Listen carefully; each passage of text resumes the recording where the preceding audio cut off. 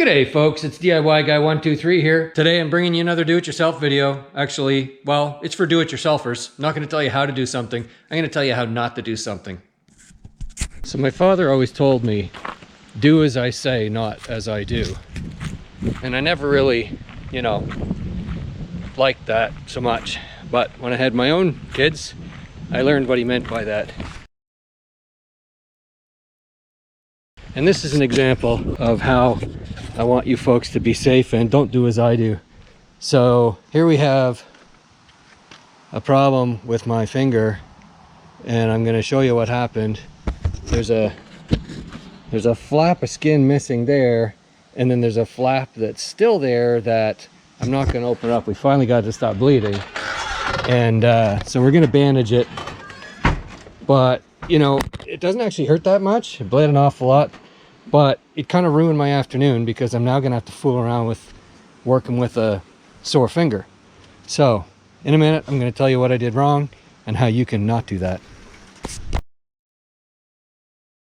So here's the setup. Bench grinder. This is an 8-inch strong arm bench grinder. Pretty decent model. It's almost a horsepower, I think. It's 3/4 at least. So pretty powerful grinder.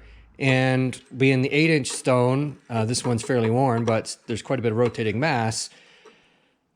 And anybody that's experienced can tell exactly what the problem was by me just showing the camera like this. This is the complete rookie mistake.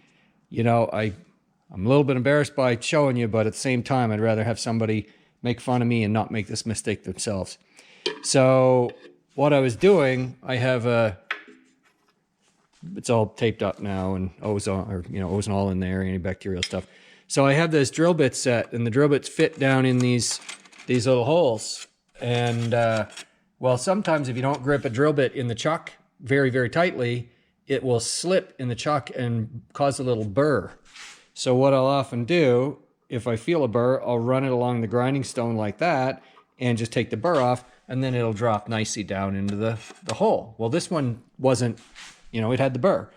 Well, what was I doing? I was somewhere around here with it, and it gripped, somehow the stone gripped this drill bit, and it got kind of bound up against this somehow and pulled right down. And of course, my left hand was holding the smooth part of the drill bit, and my right hand was holding the part with the flutes on it, the sharp parts. And of course, it's my right hand that got the hamburger treatment. So what I should have done is had this guard right up tight to the stone like that. So now if I'm showing you this point of view, you don't want the guard to touch the stone, and it's not at this point, but the guard should have been way up there. And it was at one time tight to the stone, but then the stone wore down, and I should have adjusted the guard and didn't. So word to the wise, if you watch this video and you don't like the sight of hamburger, go out and check your bench grinder and adjust for the stone and also for the wire wheel. That one can be moved in a little bit too. I'm going to adjust that now.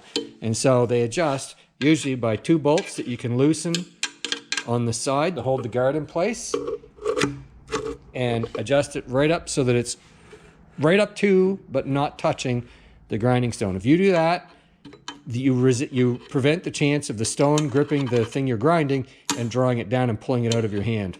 So there's your safety tip. Don't let this happen to you. All right, good luck with your do-it-yourself projects.